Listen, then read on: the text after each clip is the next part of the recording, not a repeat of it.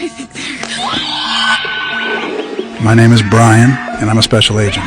My daughter was attacked by a psychopath in Paris. She frantically called me for help, and I realized something terrible had happened. I quickly pulled out my equipment case, connected the devices, and started gathering information. I asked my daughter about the attacker, then calmly told her to hide under the bed.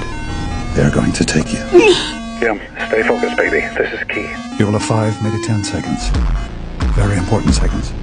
Leave the phone on the floor. Concentrate. Shout out everything you see about them. Hair color. Eye color, tall, short, scars. Anything you see, you understand? Before I could finish speaking, the criminals arrived.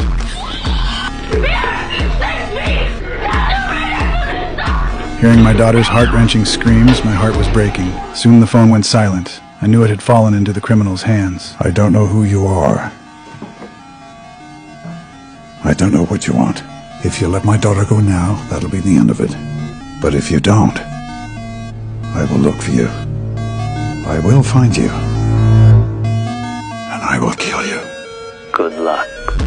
I immediately contacted my former colleagues. After analyzing the recording and characteristics, we identified this gang as Albanian thugs. Based on their pattern of operations, I had only 96 hours to rescue my daughter. After that, she'd be gone forever. I immediately boarded a private jet to Paris. I listened to the criminal's voice repeatedly, familiarizing myself with his tone. When I arrived in Paris, I didn't go to the police. Instead, I went alone to where my daughter was last seen. The criminals had left nothing behind except my daughter's phone. Fortunately, the memory card was still there. I immediately checked its contents, mostly photos my daughter had taken. In one group photo, I saw that man's face. Now he was at the airport targeting young girls. This girl had almost gotten into his car when I arrived just in time.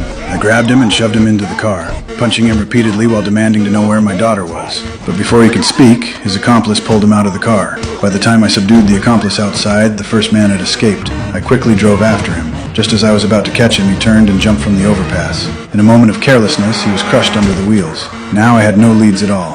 I had to ask a friend from the old security bureau for help. He told me this gang had grown to several hundred members, all dangerous criminals who frequently operated in Paris's red light district. That evening, I went there immediately. Pretending to be a customer, I kept bothering one woman until a handler appeared. I acted weak and helpless while secretly installing a tracking device on him. I followed him to a construction site. What I saw there horrified me. Behind every curtain was a young girl, and they all looked like they were in agony. When I pulled back the next curtain, I found my daughter's jacket.